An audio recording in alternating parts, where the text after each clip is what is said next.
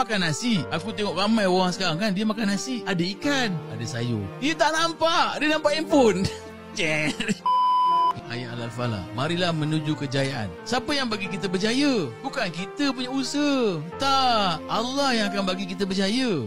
Kau tanam pokok durian, kau ingat pasti ke keluar buah durian? Tak pasti. Kau tanam aja, usaha. Tapi Allah yang akan keluarkan buah durian. Kau boleh percaya orang kahwin terus dapat anak? Tak. Ada orang 10 tahun tak ada anak. Ada orang pakai IVF tak ada anak. Iblis tutup benda ni. Iblis tutup. Kau makan nasi. Aku tengok ramai orang sekarang kan, dia makan nasi, ada ikan, ada sayur. Dia tak nampak, dia nampak handphone.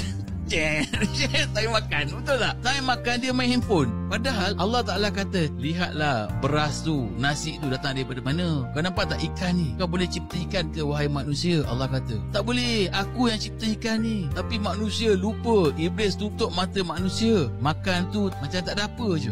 Dia scroll handphone. Maknanya dia bersyukur tak? Tak bersyukur atas apa yang Allah Ta'ala bagi.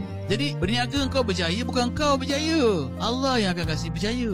Dan banyak orang kat luar akan cakap, habis orang kafir, orang itu tak solat pun berjaya. Tadi kita dah cakap dah, berjaya tu macam mana? Kau nak ke duit atas meja 100 juta, tapi keluarga kau haru biru? Bini kau haru biru, suami kau haru biru, anak kau haru biru, mak bapak kau haru biru. Kau nak ke?